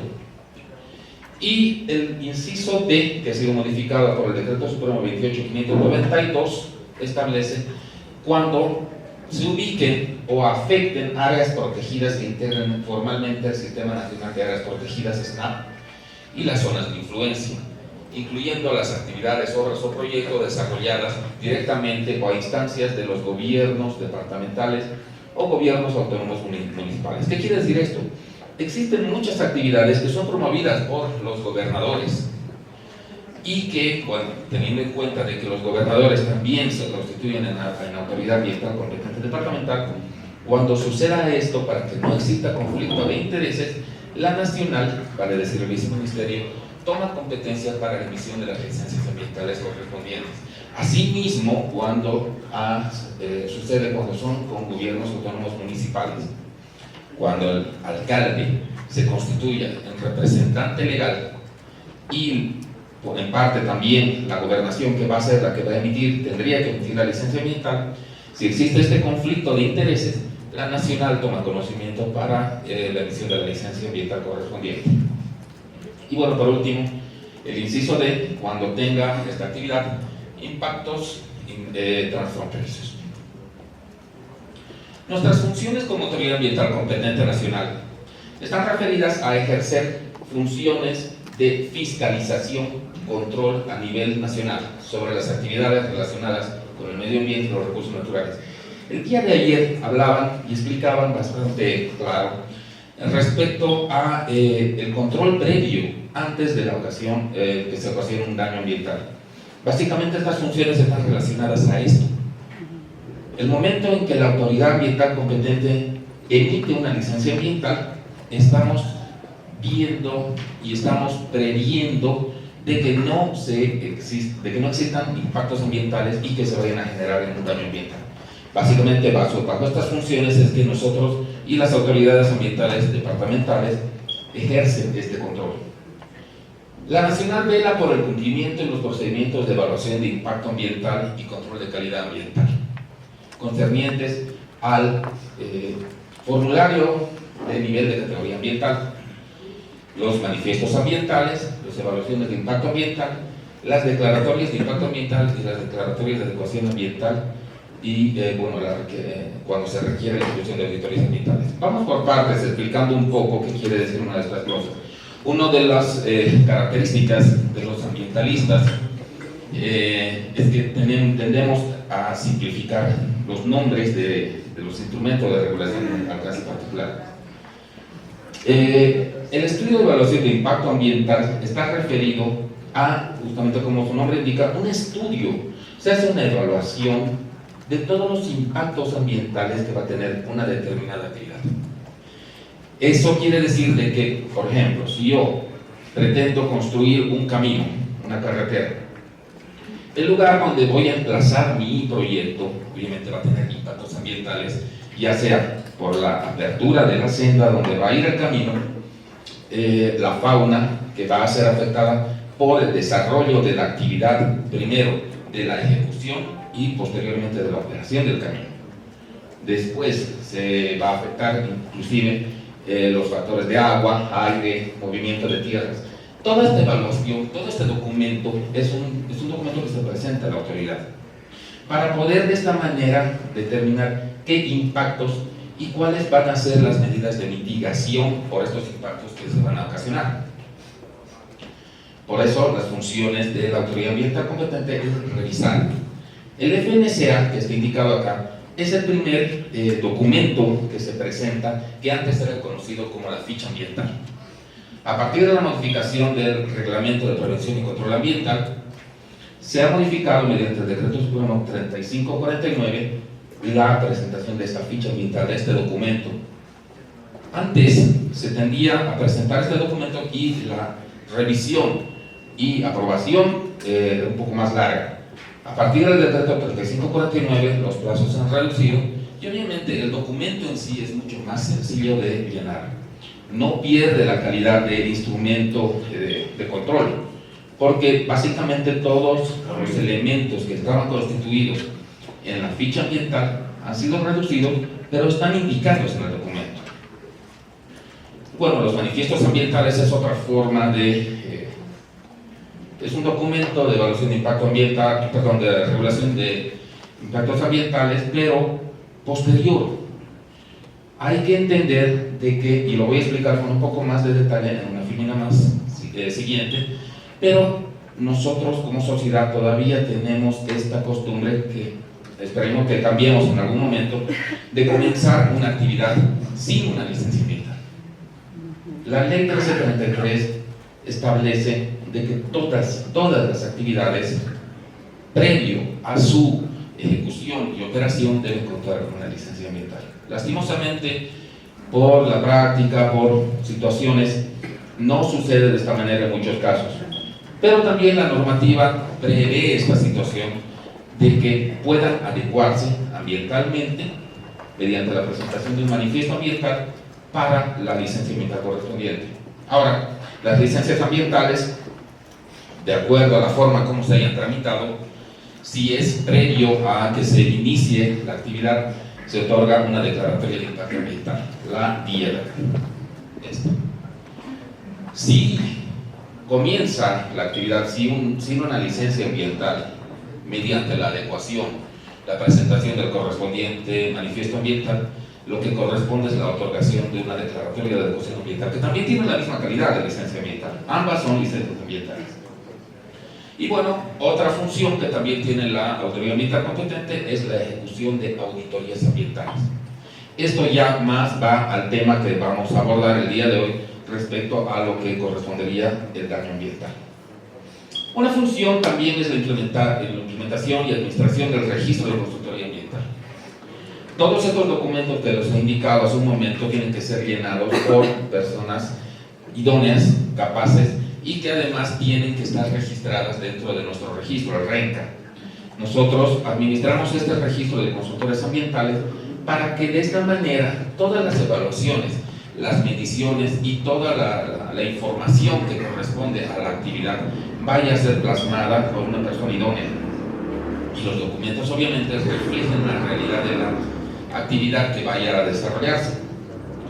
Otra función que tiene la Nacional es la administración del Sistema Nacional de Evaluación de Impacto Ambiental y el Sistema Nacional de Control de Calidad Ambiental. Esto ya, como les indicaba hace un momento, está referido tanto a la guía y la declaratoria de precaución ambiental. Hablemos un poco de las departamentales. La autoridad ambiental competente departamental básicamente son todas las gobernaciones. El artículo 5 del Reglamento de Prevención y Control Ambiental indica en su inciso A que todas las actividades, obras o proyectos ubicados geográficamente en más de un municipio son competencia de la autoridad departamental. Asimismo, si la zona de posibles impactos puede afectar a más de un municipio del departamento, el C, estén ubicados en áreas de reserva forestal o aquellos que no sean de competencia de la autoridad ambiental competente nacional o municipal. ¿Qué funciones tiene la departamental? Funciones de fiscalización igual que la nacional, pero dentro de la jurisdicción que está establecida. El control de nivel departamental aprueba, rechaza y pide complementación de los informes de los organismos sectoriales competentes. ¿Qué quiere decir esto? Toda actividad, dependiendo de la naturaleza, tiene que ser revisada por los organismos sectoriales competentes. Vale decir, si hablamos del ejemplo de caminos, por el Ministerio de Obras Públicas. Si hablamos, por ejemplo, de una actividad de telecomunicaciones, obviamente irá por el sector de telecomunicaciones y así sucesivamente. ¿Por qué? Porque estos sectores, los organismos sectoriales competentes, tienen la experticia y el conocimiento específico sobre la actividad que vaya a desarrollarse. Es necesario que estos organismos sectoriales emitan un criterio si realmente va a ser viable, por un lado, el proyecto, y por otro lado, ambientalmente, nosotros revisamos, o la departamental revisa, si es que no va a causar impacto y o, a consecuencia, daño ambiental. Asimismo, de la nacional, los gobiernos municipales, bueno, aquí hablamos sobre los piden complementación a los OSC y los municipales. ¿Por qué los gobiernos municipales? Esto generalmente se da cuando se trata de actividades, obras o proyectos de caminos o de infraestructuras. Se pide a los gobiernos municipales porque ellos son los que conocen más el municipio, conocen el lugar donde se va a emplazar la actividad. Entonces, esta información de las personas del municipio donde va a ser emplazada la actividad es muy importante porque de alguna manera van a poder influir si es viable o no, si va a afectar indirectamente a otros ecosistemas o inclusive, lo más importante, la sociedad misma del municipio. La departamental vela por el cumplimiento de los procedimientos de evaluación de impacto ambiental, control de calidad ambiental, concernientes a los instrumentos de regulación de alcance particular.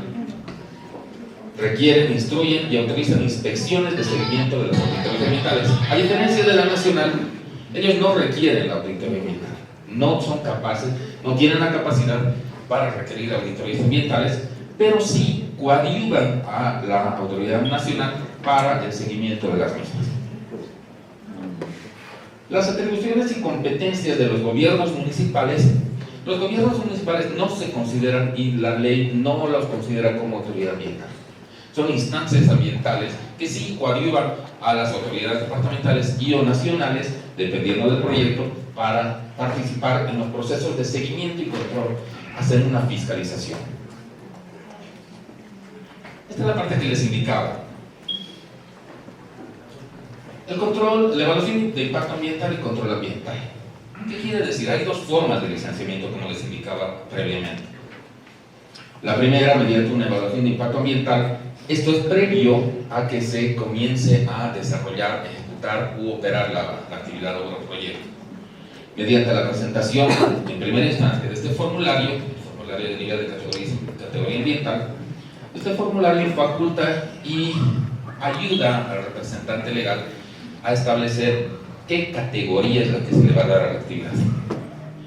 La ley 1333 y los reglamentos y los decretos supremos modificatorios han establecido un listado de categorías. El nivel 1, 2, 3 y 4 está referido en primera instancia, el nivel 1, a que deben presentar un estudio de evaluación de impacto ambiental analítico integral. Generalmente se trata de obras muy grandes, obras que van a afectar todos los ecosistemas, todos los elementos, ya sea agua, tierra, aire, etc. Entonces, este documento es bastante grande, hacen una evaluación de cómo va a afectar y cuáles van a ser las medidas de mitigación a todos estos impactos ambientales que la ejecución de la obra va a producir y obviamente posterior en su momento de operación, qué impactos ambientales van a producir. Una vez de que se ha categorizado mediante el formulario, ha presentado el correspondiente instrumento de regulación, dependiendo de la categoría, se emite la declaratoria de impacto ambiental. Esta es la licencia. Esta licencia tiene una duración y una validez de 10 años, que pueden ser renovables. Por otro lado, la misma Constitución, hablábamos de estos dos sistemas, estos son los dos sistemas, el control de calidad ambiental. El control de calidad ambiental está referido a actividades que han iniciado sin una licencia ambiental. Actividades que necesitan adecuarse. No es lo óptimo, pero bueno, ocurre. ¿Qué quiere decir esto? De que el representante legal tiene que adecuarse ambientalmente mediante la presentación de un instrumento de regulación de alcance particular denominado manifiesto ambiental. El manifiesto ambiental es un documento que tiene que reflejar desde el momento en que comenzó la ejecución de la obra hasta el momento de la presentación del mismo documento y, si corresponde, hasta el cierre y abandono del mismo. Este manifiesto ambiental se presenta a la autoridad ambiental competente, ya sea departamental o nacional, dependiendo de la jurisdicción, y deberán elaborar un PAPASA, un plan de aplicación, plan de adecuación ambiental y plan de adecuación y seguimiento ambiental. Este documento indica a la autoridad, bueno, yo estoy ejecutando esta obra, estoy construyendo este camino, no inicié mediante una presentación de formulario de nivel de categoría ambiental. Sin embargo, puede ser que sea categoría 3 o categoría 4. Este documento va a ser revisado por la autoridad y la autoridad le indicará qué medidas de mitigación, cómo va a controlar y cuál van a ser los documentos que tienen que presentar de monitoreo para que no se produzca un posterior daño. Algo que es muy importante indicar, que todas, sin excepción, todas las actividades generan impactos ambientales. Es muy importante diferenciar qué es un impacto ambiental y cuándo ya se considera un daño ambiental. Ya entrando en materia, hablemos de lo que es un impacto ambiental.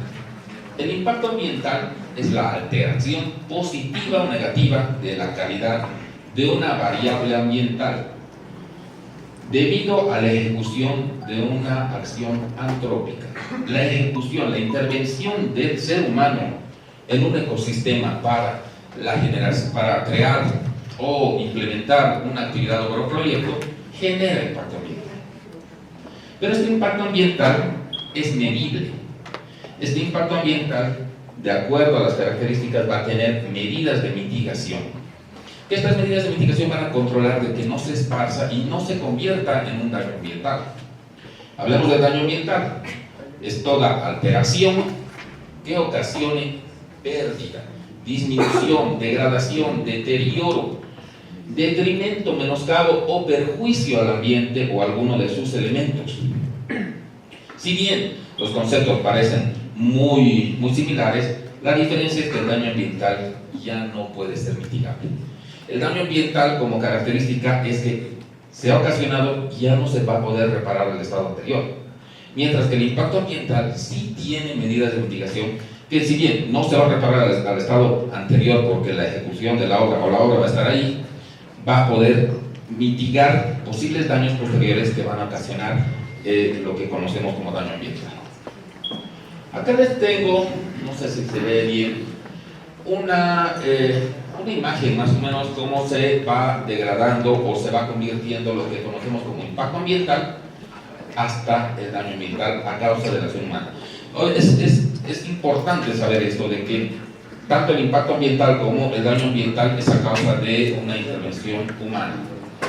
Acá hablamos de impactos positivos, impactos temporales, impactos directos, impactos reversibles, impactos simples.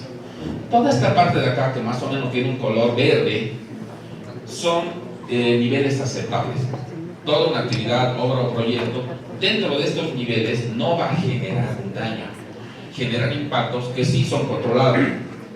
A partir de acá, ya de impactos negativos, impactos permanentes, impactos indirectos, impactos irreversibles e impactos acumulativos y sinérgicos, ya se puede considerar como un daño ambiental. Vale decir de que mediante la presentación de los instrumentos de regulación de alcance particular y el control de la actividad mediante las autoridades competentes, debemos estar en este rango. Una vez de que se ha transgredido o se ha sobrepasado, ya se puede considerar un daño ambiental. Acá un poco más simple. Indico de que la actividad o proyecto, como indicaba, genera un impacto ambiental. Este impacto ambiental es medible, es reconocido y es indicado y además establecido mediante un instrumento de regulación de alcance particular para la emisión de la licencia ambiental. La autoridad ambiental competente emite la licencia ambiental y otorga y genera medidas de mitigación para estos impactos. Si por decir por alguna situación estos impactos ambientales no son medibles o son insuficientes, la autoridad ambiental competente en algún momento se da cuenta, o el mismo representante legal, o la sociedad, que también tiene derecho de evaluar si es que tienen impactos ambientales que no están medidos y son insuficientes o ineficaces, la autoridad tiene un instrumento de actualización de la licencia ambiental. Vale decir de que si no se ha tomado en cuenta algún factor por alguna situación, la licencia ambiental puede ser modificada para que estas medidas de mitigación sean mucho más amplias y no se genere daño ambiental. Si por decir no se toma esta actualización a las medidas de mitigación, se produce un daño. Si la actualización de las medidas de mitigación no son suficientes, nuevamente se tendrá que hacer el procedimiento hasta que se logre que esta mitigación sea suficiente y no se genere daño.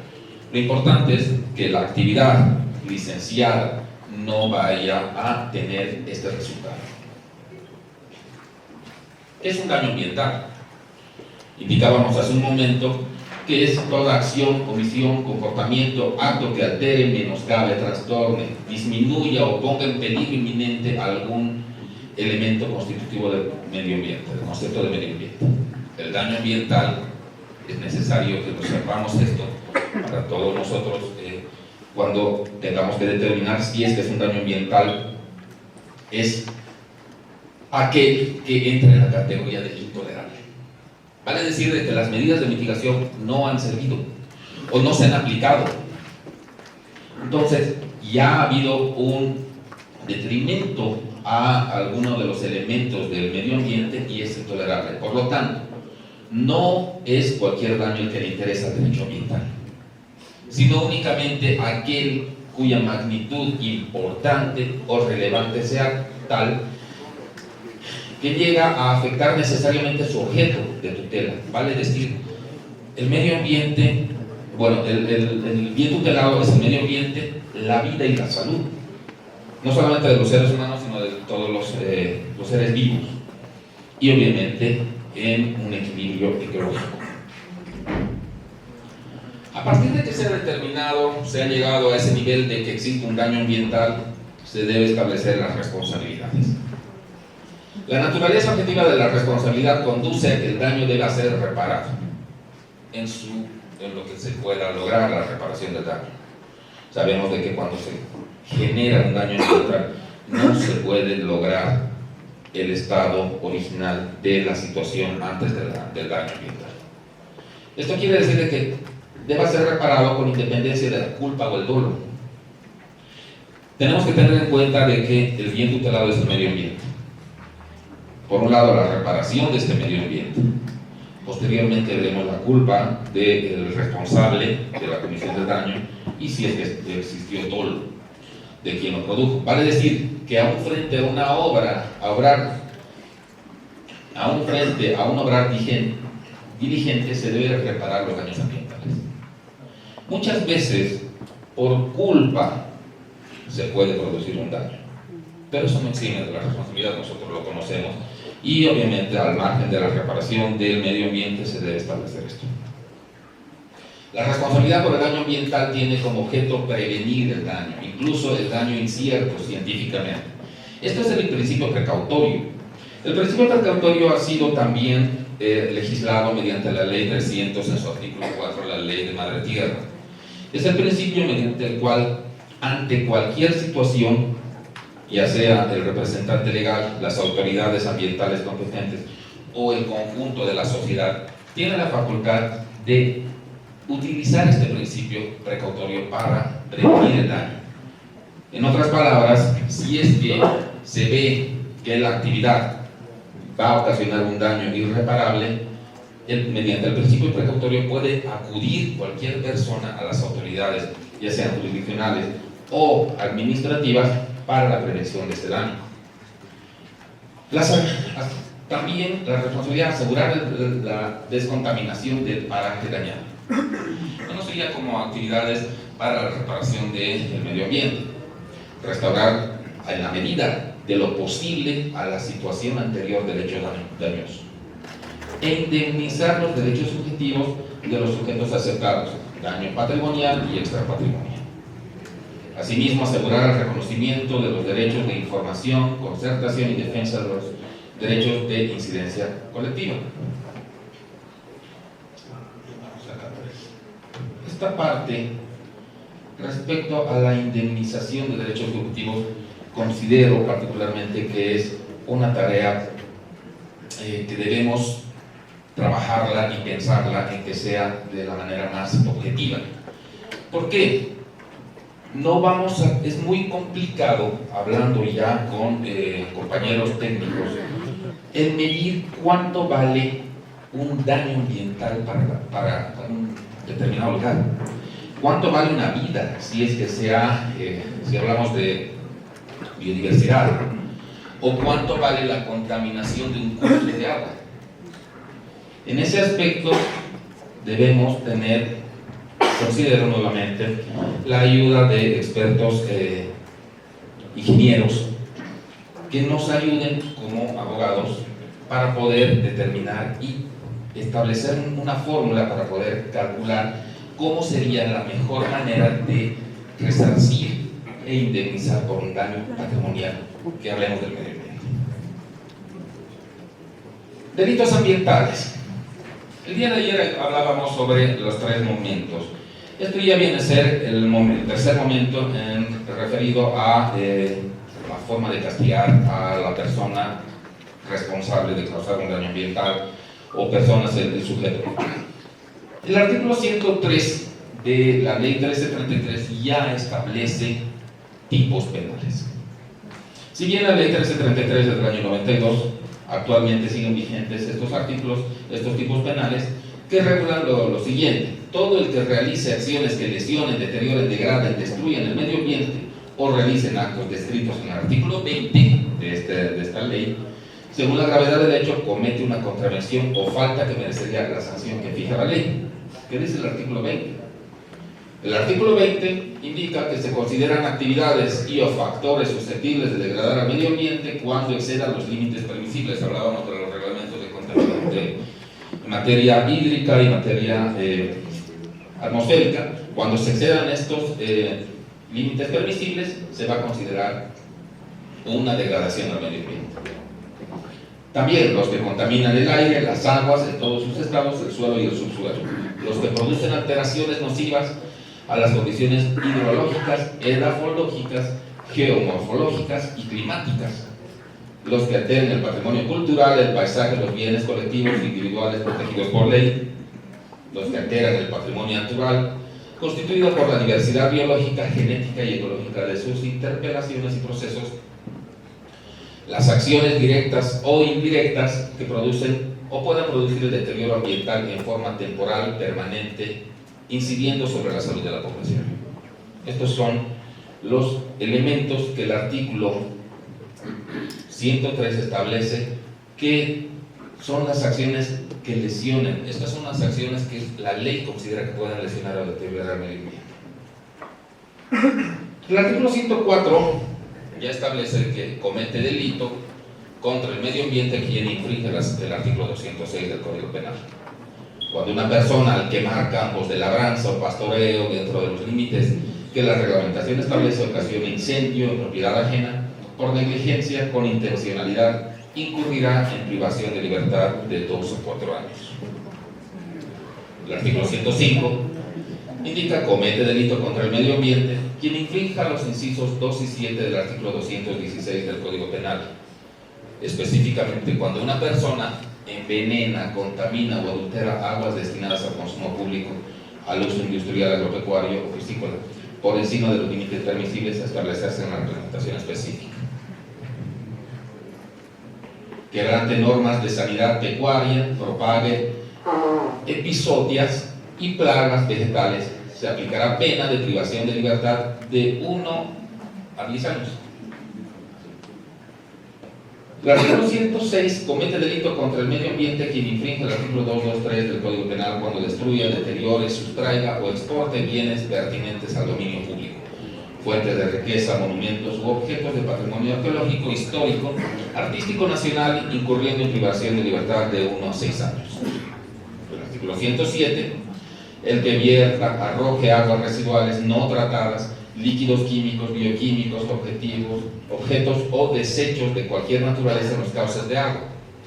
En las riberas, acuíferos, cuencas, ríos, lagos, lagunas, estanques de aguas capaces de contaminar o degradar las aguas que excedan los límites a establecerse en la reglamentación, será sancionado con una pena de privación de libertad de 1 a 4 años y con una multa de 100% del daño causado. Aquí ya hablamos de establecer una multa. ¿Cómo determinamos el daño causado? Justamente lo que hablaba hace un momento.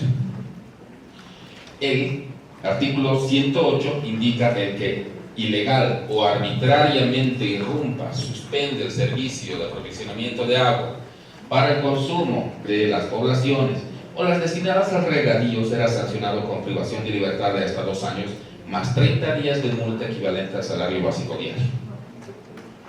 El artículo 109, todo el que tale bosques sin autorización para fines distintos al uso doméstico del propietario de la tierra amparado por el título de propiedad, causando daño y degradación del medio ambiente, será sancionado con 2 o 4 años de pena de privación de libertad y multa del 100% del valor del bosque talado.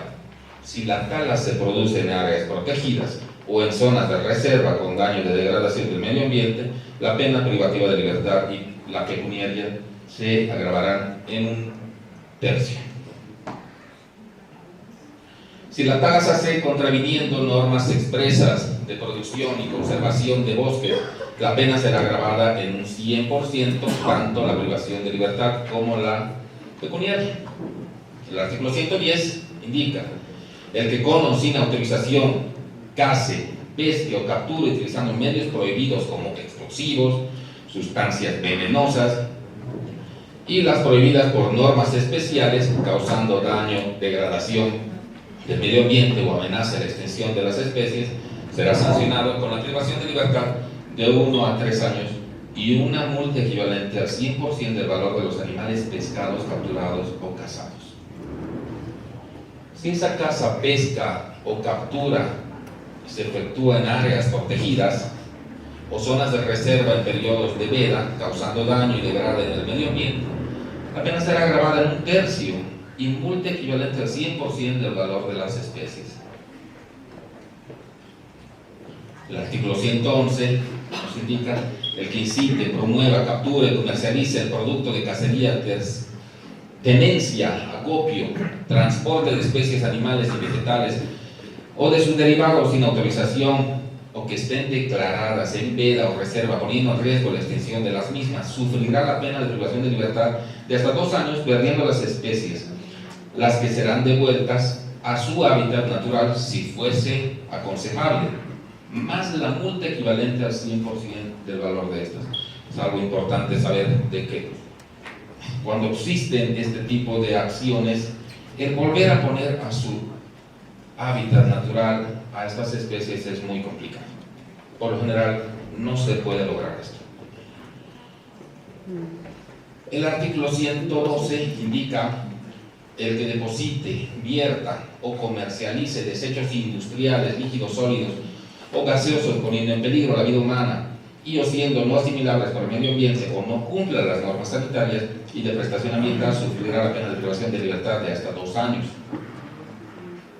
El 113, el que autorice, permita, coopere, coadyuve al depósito, introducción, transporte en territorio nacional de desechos tóxicos, peligrosos, radioactivos, otros de origen externo, que por sus características constituyan un peligro para la salud de la población y el medio ambiente, transfiera e introduzca tecnología contaminante no aceptable en el país de origen, así como el que realice el tránsito ilícito de desechos peligrosos, será sancionado con una pena de privación de libertad de hasta 10 años.